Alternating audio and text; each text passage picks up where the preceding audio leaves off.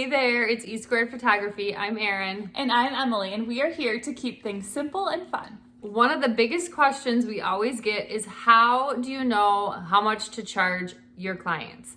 And so today we're going to take you through the steps on how to decide what the right pricing is for you. And make sure to stick around until the end because we have something special just for you. We promise by the end of this video, you'll feel more confident in posting your pricing and getting it out there to your clients to see. And for the best photography tips and tricks, make sure to subscribe to our channel and hit the bell for notifications of future videos. All right, so let's dive in. So here what you see is our before and after of what our pricing looked like on our website. So on the left is our before, what it used to look like, and on the right is what it looks like now. So you can just see the difference in how much detail we had and we overdid it. So we're gonna teach you today that it's about keeping it as simple as you possibly can. You don't wanna overwhelm yourself or anybody else. So some things to think about when you are considering pricing. The length of the session. Will you provide digitals? Will you include print credit or any products with the price? And what are others in your area charging? But what it really comes down to is you're going to price for your needs. So how to think this through? You're going to think about things like how much do you want to make income-wise, or how much are you wanting to work or able to work? Consider all of it. And then work your way backwards. How many sessions can you do? And then what would you need to charge to make that amount that you need to make? And when we say consider it all, we mean consider the communication that you're having prior to the session with your clients, the planning it's taking to get ready for the session itself, the editing. All of that comes into play when you're trying to figure out how much you want to make and how much time you want to spend doing it. All right, there are 3 different ways you can charge or do things for your clients. So the first way is IPS, or in-person sales. We're gonna talk about pros and cons of each of these in a second. You can also do something called online sales, where everything is done online, digitally. Or you can do something called all digitals, where you're providing all of the digitals to your clients. So we're gonna talk about the pros and cons of all of those different ways. So first, let's start with in-person sales. The pros of in-person sales is you can actually bring your clients into your studio or into your home, and you can show them samples of products you have that they could potentially purchase after the session. You can also meet face-to-face and answer any questions they have about different products, and it kind of pushes them a little bit to order quicker. And then it's also just really good customer service to have them there and answer any questions and get things, show them those samples and put them right in front of them. Now let's take a look at cons of in-person sales.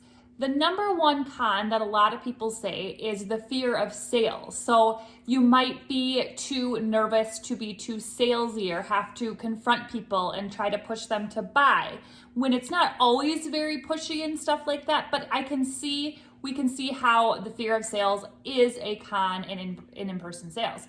Now, the biggest one to us is the time commitment. When you do in-person sales, you have to work with your client's schedule, with your schedule, to find time where you can meet after the session in a timely manner and go over the images and have them order their products. And when you think about, again, how much you want to make, how much time you want to spend, if you're going to be doing in-person sales, don't forget to calculate that in there as well when you're trying to come up with your actual pricing in the end. Now, when it comes to being, scared of selling in person or scared of selling in general, remember that your work is quality work and you need to be proud of it. So just remember that when you're trying to sell. So As hard as it is, try not to get scared because you know that your work is quality work and worth the money that you're charging. Comment below and tell us one reason you would or wouldn't use in-person sales in your business right now.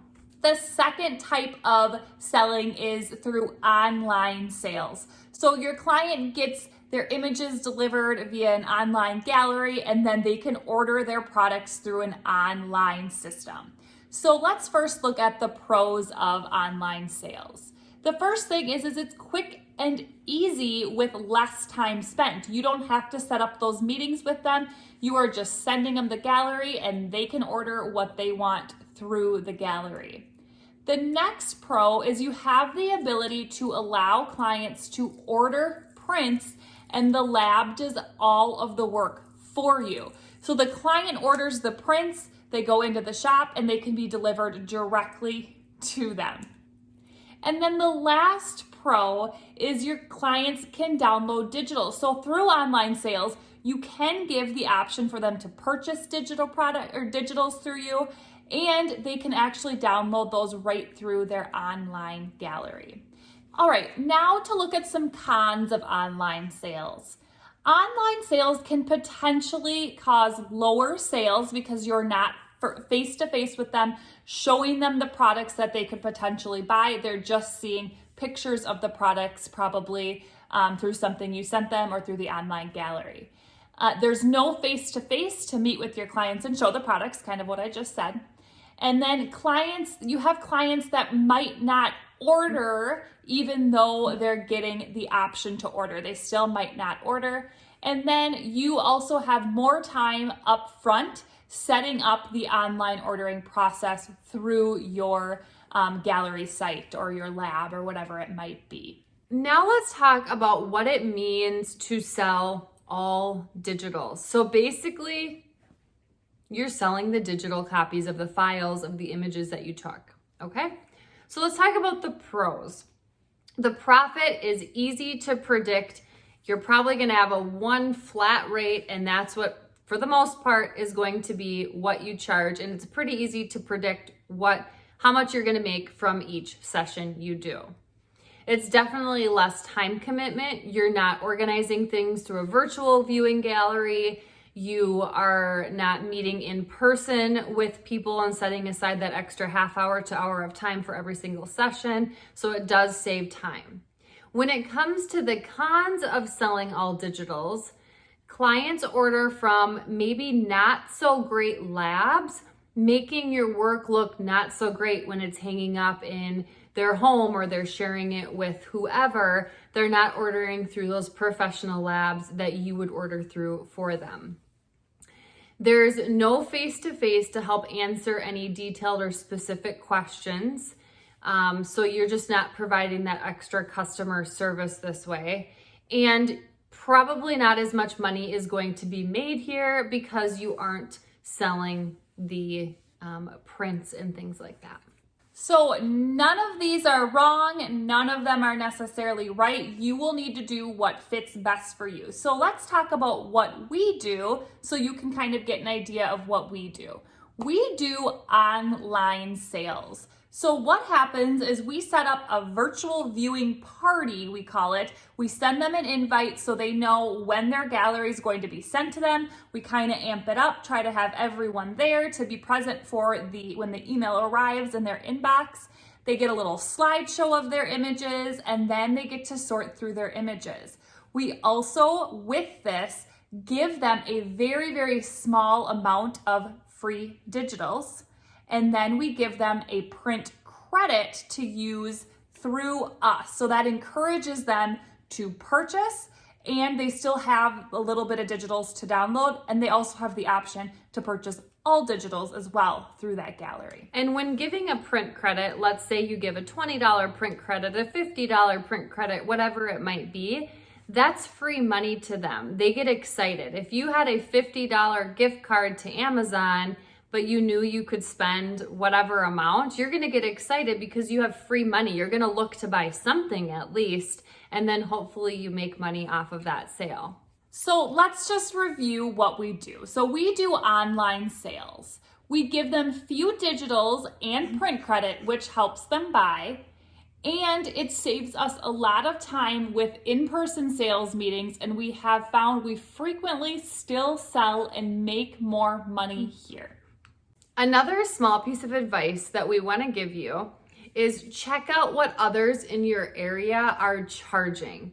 So go on their websites, see what they're charging, ask yourself, where do I compare? However, don't make your decision solely based on this. Remember, your time is valuable. Your work is worthy of somebody paying for it. It's a matter of how are you going to sell, for one, and how much are you going to charge? That has to be up to you, but you can, if you're very stuck and you're like, I don't even know where to start, go ahead and look at those in your area and see where they are. And if you're way off, then maybe you need to consider changing it somewhere and thinking about it a little bit differently. But again, not the only thing to change your or adjust your pricing based on those around you. And keep in mind too that everyone offers different services or amount of digitals or a print credit, or some photographers even offer or let you know ahead of time that you have to spend this much money through prints. So keep that all in mind.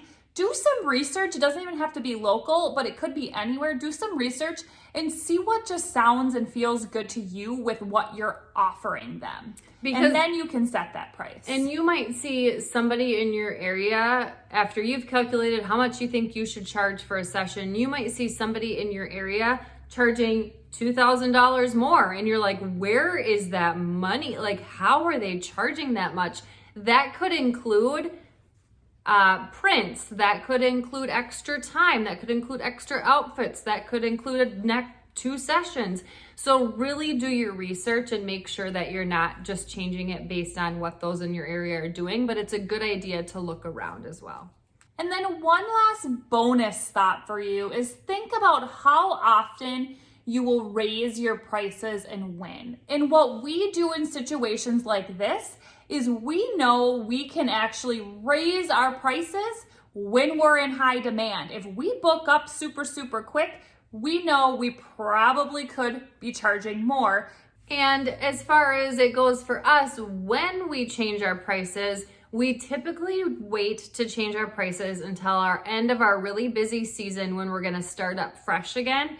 We make sure we change that in our off season, so during the winter months in Wisconsin.